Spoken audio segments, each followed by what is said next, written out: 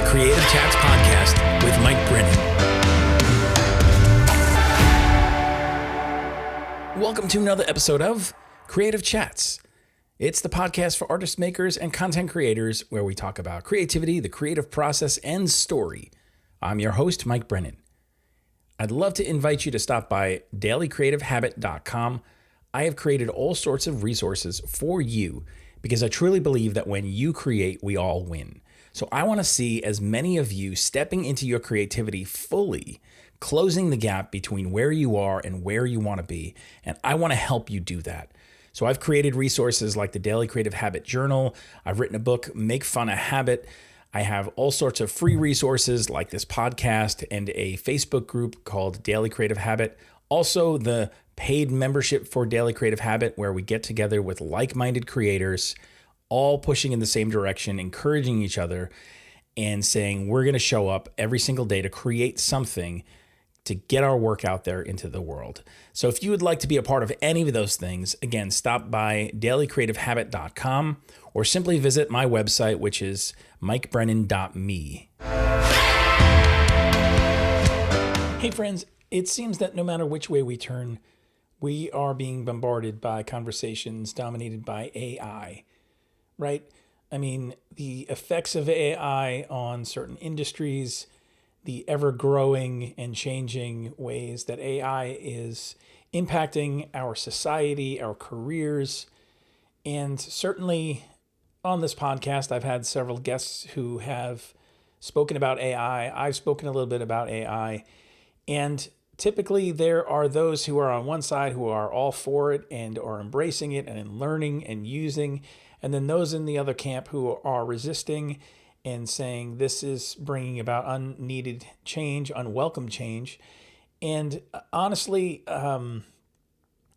there's opportunity here. And not to sound like to minimize anything, because I fully understand the concerns of creative people when it comes to AI, and especially replacing some parts of a career and an industry. But I want to talk a little bit about this today in light of an article that I came across on creativeboom.com. And I'll link to this in the show notes so you can read the full article for yourself. But I wanted to just give some highlights and some thoughts around this regarding where the article goes and some insights that I've had from my own journey and creative practice. The article is called Where the Creative Industry is Heading and How to Survive the Next 15 Years. And it's written by Tom May. And again, this is creativeboom.com. And the article highlights several different key areas which we need to pay attention to. First, it starts off by talking about the threats and the opportunities of AI. I mean, obviously, things are changing and things are changing fast. And sometimes that can be really hard to know how to respond to something that may be impacting your livelihood, your creative career. And so it leaves you with a lot of questions of what do I do? How do I navigate not just today, but in a sense, how do I future-proof my creativity for years to come so that I don't find myself left behind? I don't find myself being replaced quickly with no other options. The importance of ingenuity is another thing that this article highlights. And it talks about how, AI is really great about taking over repetitive tasks. And if you're in the creative industry, things like retouching images, and of course, everyone talks about ChatGPT and writing. But AI will never really be fully creative itself. It still needs human ingenuity to be able to input, to be able to prompt, to get output. And so one of the things that's being underscored here is the importance of people being able to double down on ingenuity, on creativity in terms of creative thinking, conceptual thinking, in critical thinking, and ideas. These are the things that will continue to lead the way, because it's how they're executed that typically is the differentiation factor here, right? How it's executed may be employed by AI instead of human hands, right? It may be I have an idea for something and I need something rendered, and that thing is no longer going to be rendered by a person who had a specific skill set and talent. It may be rendered by AI. But the idea is the thing itself that is being championed. And so doubling down on creative thought, doubling down on this conceptual thinking. And I have to be honest, this is one of the areas where I am so thankful that my art school education instilled in me the sense of creative thinking, conceptual thinking.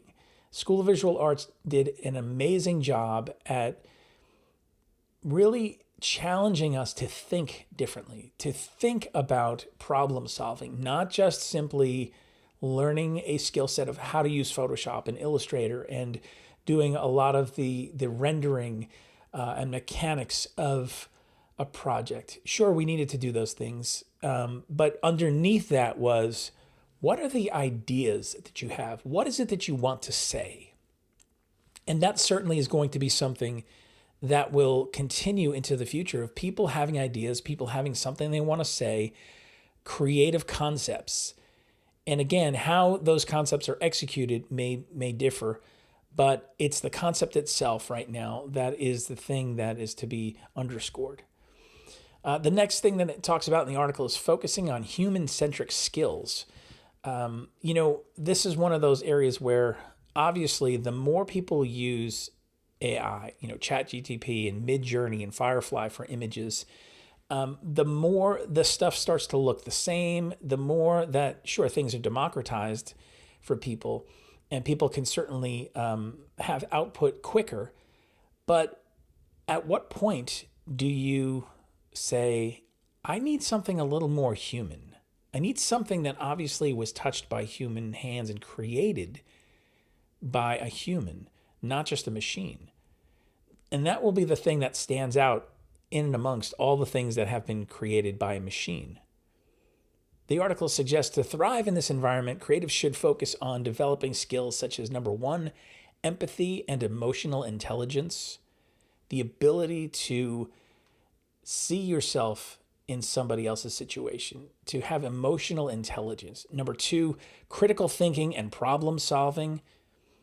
Three, storytelling and narration creation. Number four, cultural awareness and sensitivity. Number five, collaboration and teamwork. These are all skills that can allow you as a creative person to add value in ways that AI can't. It won't be able to think deeper on that level, on a more human level. And so the more that we can lean into those things, I think the more we'll be able to stand out and not just survive, but to thrive in the midst of all the AI changes. Embracing continuous learning is another thing that the article cites. And I think this is something that even before AI, when you're using technology as part of your livelihood, this is a given. I mean, there's never been a time at which you could say, well, I've learned all the things I need to learn. I'm good. I can just kind of set it and forget it and bury my head in the sand and kind of do what I need to do. It's just not possible because technology brings change. And right now it's bringing change very rapidly. And so having to learn, having to adapt, this continuous learning, this curiosity that fuels it. And the article says there's a few things you should make a habit of. Number one, regularly exploring new tools and technologies. Take time out of your day, out of your week, to explore some of these new tools, to have an understanding. It's not enough just to simply keep working, because if you're not gaining some new understanding of these tools and technologies, it's very easy for something to shift radically and you'll be left behind. Number two, attending workshops and conferences. I think this is always something that is valuable on many levels. Certainly from hearing about what some industry standards may be, hearing about some latest softwares or technologies, hearing other people's experiences around those things, very, very valuable. Number 3, engaging with diverse creative communities. Number 4, experimenting with different mediums and styles. And number 5, staying informed about industry trends and developments. These go all into staying in a state of continuous learning. It's so important to make time for these things, and no one's going to make the time for you. It's something that you have to choose. It's something you have to build into your schedule and consider this part of your work. The next thing the article talks about is developing a distinct personal style. And, certainly AI can mimic a variety of styles. We've seen this, and we've also seen how it's stolen from several artists and not given credit. And so we're not necessarily talking just on the level of personal style and aesthetics, right? We're also talking about really having a unique voice, a creative voice that is yours, a perspective that is yours, an approach to creative problem solving. And the suggestions are, number 1, identify your core values and interests. The core values and interests that you have may differ from the person next to you, and that's a good thing. But it's important that we take time to really dig down deep and say, what are my values? What are my interests? Identify these things, know these things, so that you can use them to your benefit, and they can help set you apart. Number 2, experimenting with different technologies and mediums. Number 3, developing a consistent visual or conceptual language. Number 4, creating personal projects that showcase your unique vision. I love this one, and I've talked about this one many times. I call it the passion projects, right? Having projects that you pour yourself into that allow you a place to experiment, to do some work that maybe you wouldn't normally do, and to be able to showcase that work, that vision, that perspective. Number 5, regularly reflecting on and refining your approach. These are all things that can go into developing your personal style. And it's something that, AI is not going to easily replace because it's you. It's your personal makeup. It's like your fingerprint. And sure, there may be certain parts of AI that can, replace some things. But I think that the more that we dive into this again, the more that things are computer generated, the more that things are digital, there's also the pendulum swings the other way. People are interested in vinyl and cassettes and things that are handmade because so much of today's creation is based in the digital world. And so I think that's only going to continue to rise. The next thing that the article tackles is changing job roles. And this one, I've seen this one as I've looked on various job boards and things and seen from other people that creative roles aren't just this specific drilled down job description anymore. Creative roles are changing, and it's no longer just someone being a designer and the expert in their field, right? It's more I want you to do animation. I want you to do some development. I want you to have ideas. Roles are evolving, and certainly some of this stuff I've seen is laughable in terms of a position that someone has created. It looks like they've taken 5 different positions and merged them into one, and not even offering to pay for a high enough salary for one of those roles, let alone 5 of them. But that's a subject for another day. But this idea of expanding your skill set, I think, the article suggests it can take a lot of forms, such as, number 1, designers learning basic coding or UX principles. It's gaining another skill set for your toolbox. Number 2, writers exploring data visualization or graphic design. 3, illustrators venturing into animation or 3D modeling. 4, all creatives developing basic business and marketing skills. And I want to underscore that one because let me tell you, as a creative entrepreneur, as someone who was on staff for many years in different places, and then suddenly found myself kind of kicked out of the nest, if you will, having to learn how to fly and learning these business skills, learning these marketing skills on my own, where at one time I didn't have to worry about bringing in clients. At one time I didn't have to worry about balancing books and doing all the business side of things. I could just simply show up and do my creative role. Well, being a creative entrepreneur, you have to wear a ton of hats. And a lot of times it's trying to gather around you enough resources to tell you, how do I do this, to model something for you. And I think all creatives would do well to have a basic understanding of business and marketing skills, because it's not enough just to do your creative skill set anymore. I think having the broader context is very helpful, even if you're on staff someplace. Because let's face it, the way things are going today, things change so quickly. You may find yourself needing to start your own business, or maybe you want to start your own business. That's your desire. You want to be able to move out of a staff position and create your own career as a creative entrepreneur. And in order to do that, you need to have these business skills and these marketing skills, because otherwise you will fail in this endeavor. And it's important to start now, even if it's way before you think that you're ready to launch out in that direction. Even if you're thinking maybe you're years away, start investigating that stuff now while you have this drive and this opportunity and this interest. Trust me on this one. Next, the article talks about focusing on ethics. And of course, this kind of is tied to being human again too, right? At one point, the article says that there's a gentleman that they interviewed, and he said, it's Justin Carey, I believe. He says, design needs its own version of the Hippocratic Oath. It should always serve the greater good.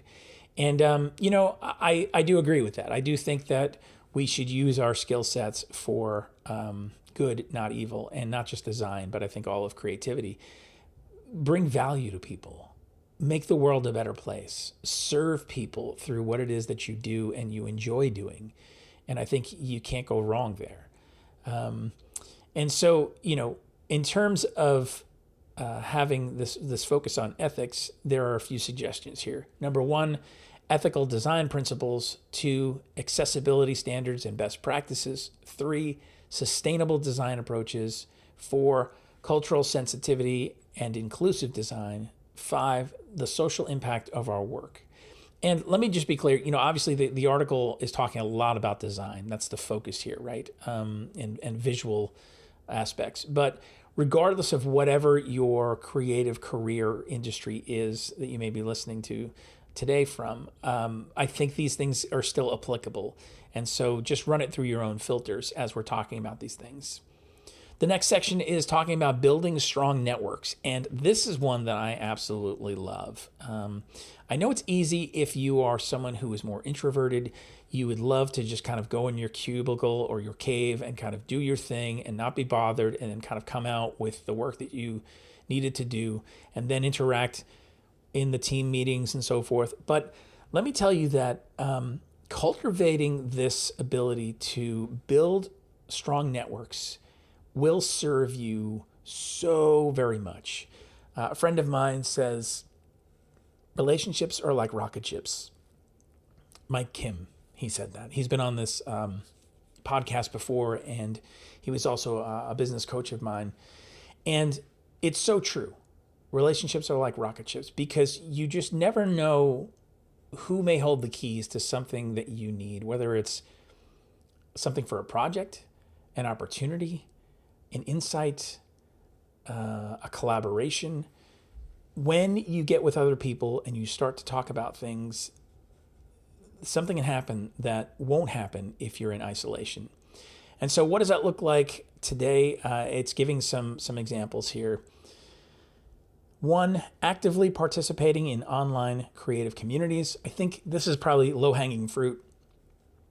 participating in creative communities where you can just share your experiences and your skill set and your knowledge, ask questions, give and take, be respectful, show up as someone who is the version of who you would like to show up, right? Be that person for other people. Number 2, attending industry events and conferences. It was kind of covered earlier, but the same thing underscored here. Getting at events and conferences, that's where you meet with people. That's where conversations happen in the hallways and outside of the programming that can actually be a game changer. Number 3, collaborating on projects with other creatives. I love this one, and I have talked about this one a lot. I am doing something now in the season that I'm in where I call it micro collaborations, where I've gotten together with certain creative people and said, hey, let's try something. You have some things to bring to the table, and so do I. And the micro collaboration is something that doesn't require a lot of time, energy, effort, money. It's something that allows you to come together to collaborate on something, to test stuff out. Maybe maybe you're not sure if you want to work with somebody. Maybe you're not sure if things will really jive, or maybe you're not sure if this is the right timing for something. But you still want to be able to bring that relationship to another level and perhaps collaborate on a project that would not exist otherwise. I will continue to do this on many levels, and sometimes the collaboration is a podcast swap, right? Me being on someone else's podcast and them being on mine, and that is a way for us to collaborate, to work together to see how our ideas mesh or don't. Number 4, sharing your work and insights on social media platforms. Number 5, mentoring or being mentored by other professionals. And I think, this is something that when you're especially new in a creative career, you might think, well, yes, I would love to be mentored by someone who has been seasoned in this industry, who can really give me some insights and pointers, has a different perspective on me. But who would I mentor? I think there's always someone that you can mentor, because look for the people who are even a few steps behind you, and then people who are a few steps in front of you. Being mentored and mentoring someone else, I think, is a really important part of a creative journey. And especially if you are in a creative field, industry, you want to be able to build these strong networks and stay connected. And it's through these relationships that new opportunities come. It's through these relationships that support systems develop, and they can really help you now navigate some of the challenges that you may find yourself in. Next, the article talks about embracing creativity and risk-taking. And boy, oh boy, does this one hit home. I mean, it's easy to think, man, I just want things to stay the same. But those days are gone. And if it were not AI, it would be something else. And so there's a sense of, what do we do in the midst of this? How do we find the opportunity? How do we actually leverage things so that we are an asset and not left behind? Well, here are some suggestions that the article has for this section. 5 points. Number 1, set aside time for personal projects and experimentation. It was kind of covered before in the passion projects, but still important. Number 2, embrace failure as a learning opportunity. Man, can this one be difficult, because we want everything that we do to be a success, and an immediate success at that, right? Embracing failure is difficult, but if we can remove ourselves from the sting of it, or process through the sting of it, and come to the place where we're asking questions of, okay, what can I learn from this? Why didn't this work? Was it me? Was it the market? Was it something else? What is it about this that made this fail? And everyone goes through this. Not everyone talks about it, but everyone goes through it. So just know that this is part of creativity. It's part of showing up and putting the work in and putting your work out there. You will fail. It's just a matter of, what do you do in light of that? Number 3, seek out diverse influences and inspirations. Number 4, challenge conventional thinking in your work. And number 5, collaborate with creatives from different disciplines. That can be a fun one too, because Someone who has a different discipline or outlet can bring a completely different point of view and can force parameters on a project that maybe gets you out of your routines, gets you out of the same old, right? I think it's important to look for those collaborations and figure out what each party can bring to the table and create something new. The article kind of concludes to this place where basically it's saying, look, here are some things that creatives should focus on. And it lists out 8 things really in summary. And I'm just going to hit those real quick. Number 1, embracing AI and new technologies as tools to enhance their work. Look at AI as a tool and understand how you can leverage it for the things that you do. Double down on your creative work with your concepts. Number 2, develop strong human-centric skills that AI cannot replace. Number 3, cultivating a mindset of continuous learning and adaptability. Number 4, developing a distinct personal style and voice. So important. And honestly, the only way that you do that is by putting the work in. And you have to dig deep for this. It's not something that just arrives one day. It's something that's actually in you that you develop. And understanding your style and your voice is important and will set you apart. So do the work. Don't shortchange yourself on this one. Number 5, expanding your skill set to meet evolving industry demands. Number 6, prioritizing ethics and accessibility in your work. Number 7, building and maintaining strong professional networks. And finally, number 8, embracing creativity and risk-taking in your projects. These are some of the areas where, this article is suggesting this is how you can help future-proof your creative career. And, I don't think this is the final word on anything, of course, because AI and technology and our world is changing rapidly. The pace can be dizzying, honestly. But I think if you're going to be someone who shows up, who continues to champion creativity, sometimes we need to learn how to leverage our creativity, not just in a specific skill set or in a discipline, but we need to leverage it in terms of even how we approach our creativity. What does that look like? How do we survive in that and thrive in that? These are all questions, honestly, that I'm asking myself too. I'll be completely honest with you. AI has disrupted a certain part of my service as a creative professional, especially in the design and illustration world.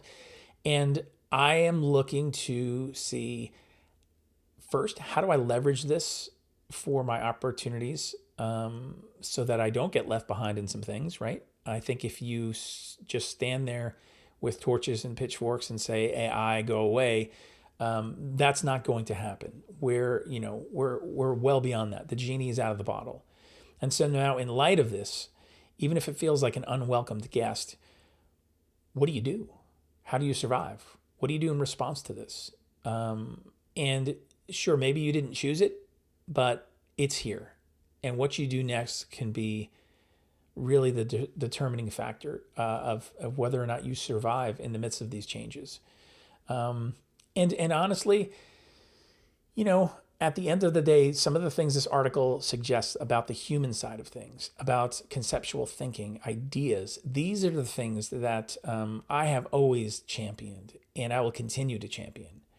And so if I render something myself or if I use AI to do it, is not as big a concern for me personally, because I have not put my chips all in on a rendering style or on a specific skill set.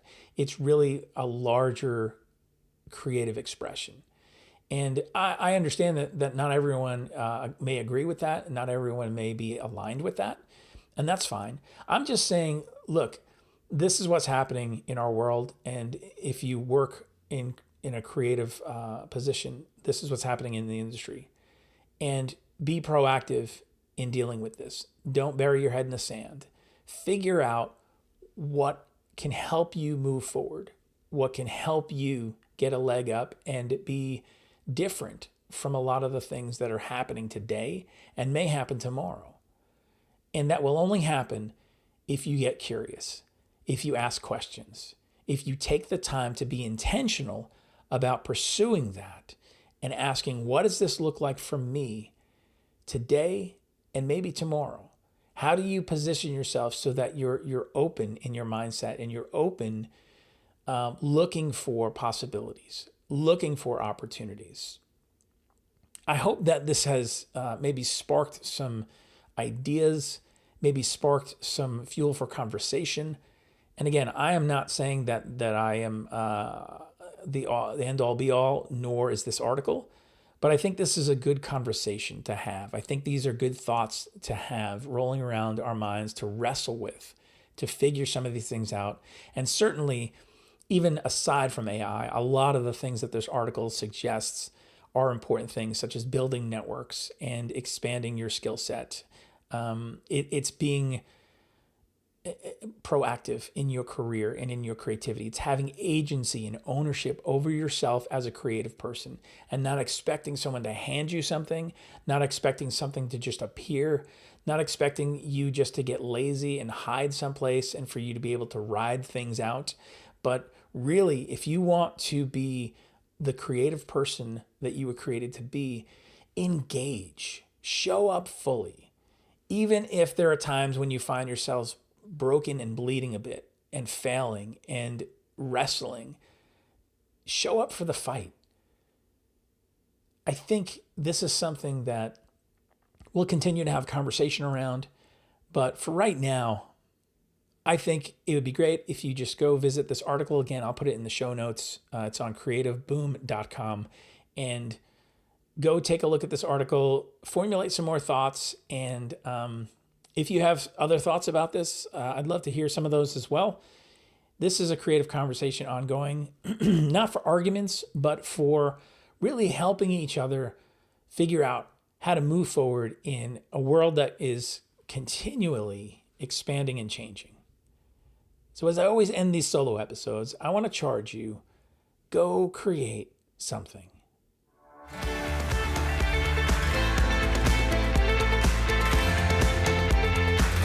Thanks for listening today. I'd appreciate it if you would subscribe, leave a rating and a review. It really helps this podcast be seen and heard by others.